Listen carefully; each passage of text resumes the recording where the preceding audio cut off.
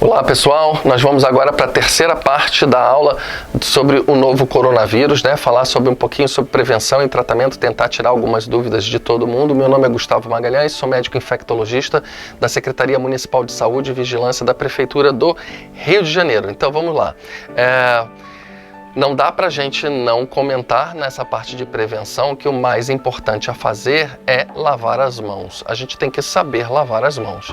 As mãos, para serem lavadas, a gente sabe que no mínimo, um tempo, no mínimo de 20 segundos, a gente tem que caprichar, né? Com um pouco de sabão nas mãos, com água corrente, nós vamos lavar as palmas das mãos, o dorso das mãos, os dedos, nós temos que lavar os polegares, as pontas dos dedos e os punhos, tá? Isso tem que durar no mínimo 20 segundos. A gente conversa até com as crianças para cantarem 2 vezes a música do Parabéns para Você e vamos ensinando a elas.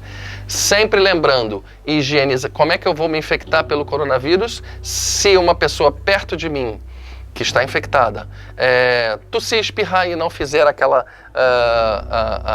etiqueta, né, de cobrir o rosto, e essa pessoa estiver falando próximo de mim, gotículas das vias respiratórias, principalmente secreção do nariz, entrando em contato com os meus olhos, nariz ou boca, ou seja, por isso que mantenha-se a distância dessas pessoas, ou se contaminou o ambiente, você com a ponta dos dedos, contaminou seus dedos, não higienizou suas mãos e levou as suas mãos ao rosto. Fundamental, mantenha-se a distância das pessoas, higienize sempre as suas mãos. Pode ser com água e sabão, funciona, é o melhor. Pode ser álcool em gel. Separa os seus talheres, pratos, colheres, copos, isso que seria o ideal, tá?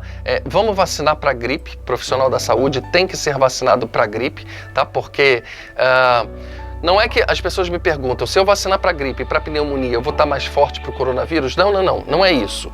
A vacina da gripe é a vacina para o vírus influenza, é para a vacina do influenza A, influenza B, o H1N1. A gente vai estar nos protegendo para esse vírus, porque ele também circula, e principalmente agora no inverno que está chegando. Então, se você vacinar para a gripe, você está protegido para a gripe. Imagina pessoas com o vírus influenza gripadas, elas vão achar que é coronavírus, vão procurar o serviço de saúde, vai tumultuar lá e vai acabar pegando coronavírus nesse vai e vem de unidades de saúde, tá? Então, a vacina da gripe e a vacina da pneumonia, que é para o Streptococcus pneumoniae, que é o pneumococo, existe a vacina pneumo 13 e pneumo 23. Essas vacinas, elas nos protegem de pneumonia bacteriana e a pneumonia do vírus da gripe. Não protege de coronavírus, mas menos problemas para a gente, né? Menos tumulto para as unidades de saúde. Por que o Ministério da Saúde, a Organização Mundial de Saúde, recomenda que todos nós utilizemos máscaras nas ruas, por exemplo? Bom, máscara N95, que tem 95% de filtro de captar essas micropartículas do ar, de aerossol, por exemplo, elas são utilizadas não é só para coronavírus, mas para outros vírus também, sarampo, o da gripe. Nós somos profissionais da saúde, estamos em ambiente hospitalar. Se você vai mexer nas vias aéreas de um paciente suspeito ou confirmado com coronavírus, se você vai fazer inalação, se você vai fazer intubação, se você vai fazer a nebulização, né? Se você vai aspirar as vias aéreas, se você vai fazer procedimentos, vai colher o suave, se você fizer procedimentos nas vias aéreas desse paciente suspeito ou confirmado, você pode provocar aerossol do coronavírus. Por isso que ele tem que ficar em quarto isolado, isolamento respiratório, isolamento de contato, tá? Então, o ideal é que o profissional da saúde tenha a máscara N95 para este momento. As máscaras cirúrgicas, elas não têm uma eficácia como a máscara N95, mas as máscaras que tem o polipropileno, né? As máscaras cirúrgicas, elas servem mais para para os profissionais que estão ali, mais pelos corredores, na recepção, que não vai ter contato de encostar no paciente, mantenha-se a distância, higienizando as mãos. Nós temos a máscara cirúrgica nos protegendo e a máscara cirúrgica serve para os pacientes e os acompanhantes também. Isso em ambiente hospitalar. Agora, a população, quando descobriu isso, todo mundo comprando máscara cirúrgica, comprando máscara N95, e não pode faltar os EPIs, os equipamentos de proteção individual, nas áreas hospitalares. Então, o que aconteceu? População comprando, Mercado Livre, comprando para lá, para cá. Começou a faltar material para as redes hospitalares, o que não pode acontecer. Então, o Ministério da Saúde, a Organização Mundial de Saúde, recomendou à população fazer da seguinte maneira: vamos criar máscaras de pano, por exemplo, para que a gente possa circular em ambientes fechados, como mercado, metrô, trem, por exemplo, esses elevadores, né, esses ambientes que estejam fechados. Então, para a população, a máscara de pano, vamos conversar sobre isso, ela não impede da gente se infectar pelo coronavírus, tá? E olha só, se a pessoa que é da população geral não está acostumada a usar máscara, botou máscara de pano no rosto, ela começa a se incomodar, ela não está acostumada, então ela tenta ajeitar, ela coça, ela leva as mãos ao rosto mais vezes. Isso aumenta o risco de até contaminação. O que nós temos que conversar com a população, que é fundamental: se você utilizar as máscaras de pano, nós vamos sempre lembrar que não pode afrouxar a higienização das mãos. Vai mexer na máscara? Higienize as suas mãos, tá? E aí, para você poder mexer na máscara, para poder tocar o rosto, que esse é o perigo, ficar tocando o rosto sem limpar as mãos antes, tá? Outra coisa, a máscara é individual.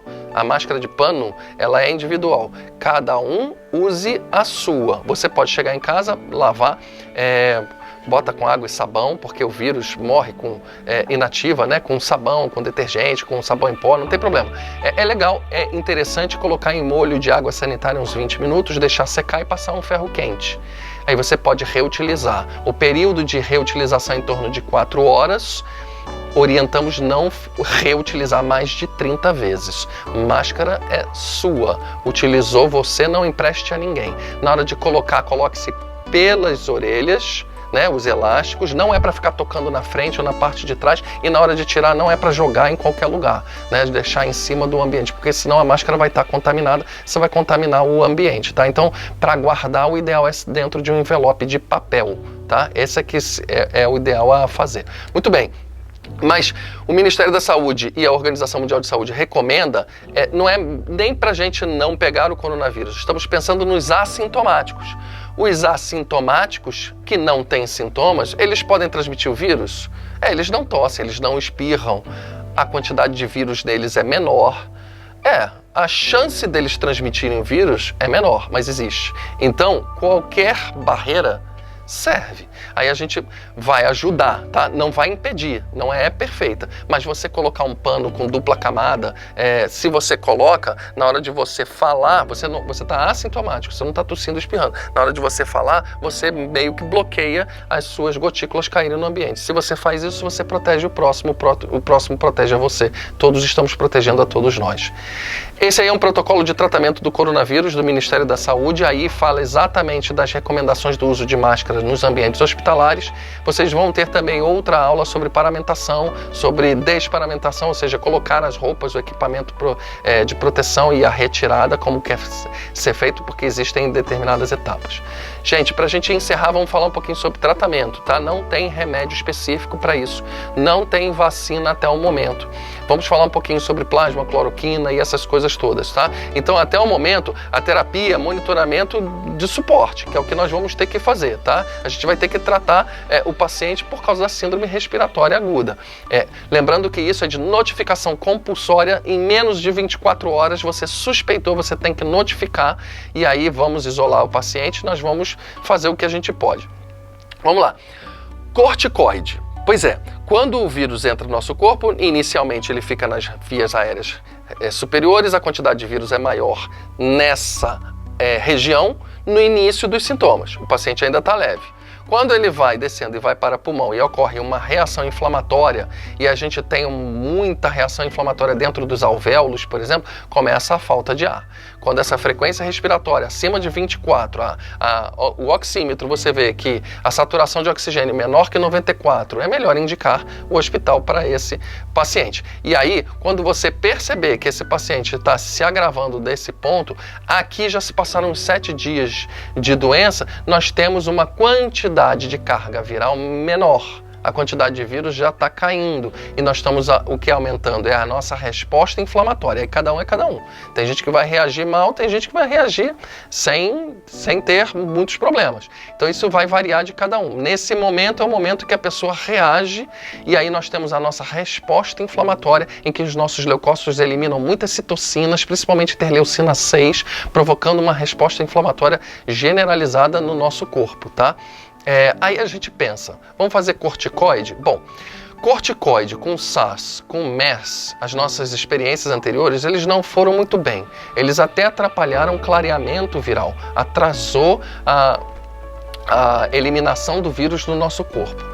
Tem alguns trabalhos no momento que a gente ainda precisa mais dados, tá? Que eles dizem, não vamos fazer corticoide dose alta para imunossuprimir. Nós vamos fazer uma dose corticoide mais baixa, anti-inflamatória. E não adianta fazer no final quando a pessoa está muito grave, mas também não adianta fazer no início quando está muito leve. É mais ou menos no meio termo. É quando a pessoa está começando a ir para o hospital, né? Então tem alguns trabalhos mostrando que esse é um momento interessante de fazer corticoide dose baixa. Mas são trabalhos, a gente ainda não tem confirmação sobre isso, vamos esperar mais dados publicados, tá bom?